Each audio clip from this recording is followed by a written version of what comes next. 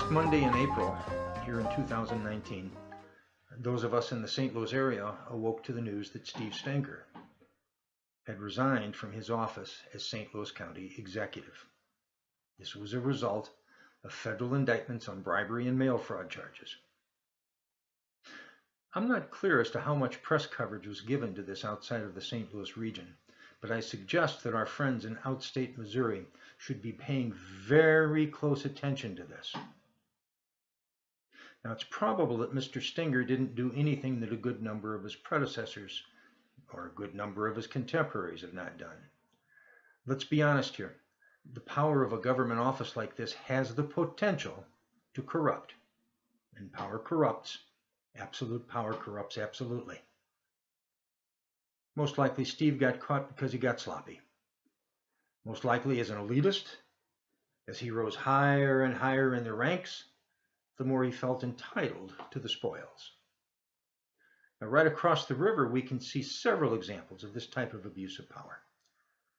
Four of the last 7 Illinois governors have been sent to the big house for a variety of corruption, racketeering, bribery, and fraud charges. It's too bad that Steve could not learn from those lessons. And what a shame for Steve. He had a bright future in politics.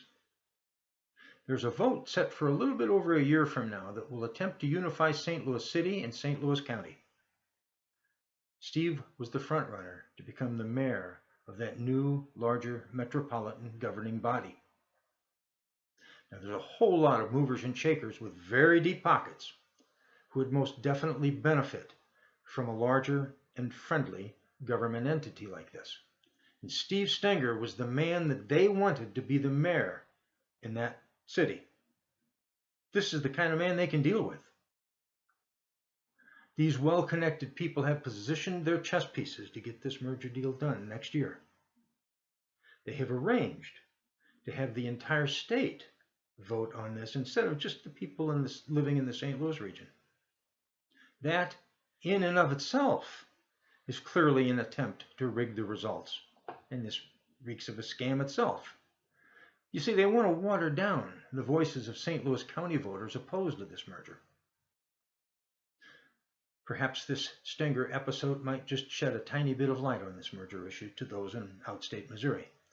Perhaps they can ask themselves if they want Missouri politics to start looking like Illinois politics. You see, in Illinois, the openly corrupt politics of big city Chicago has so much power that they in fact run the entire state. The result? Obscenely high taxes and a state teetering on bankruptcy. The people in downstate Illinois have little or no voice in how things turn off. Ask yourself, is this the way it will be in Missouri if we create a larger St. Louis and hand over the keys to the St. Louis political machine?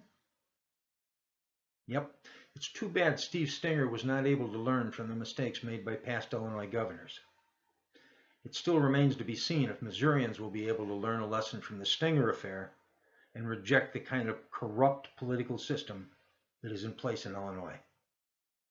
Let's keep the governing bodies in the St. Louis region smaller and as a result more accountable to the people that they serve and also to the people in neighboring communities.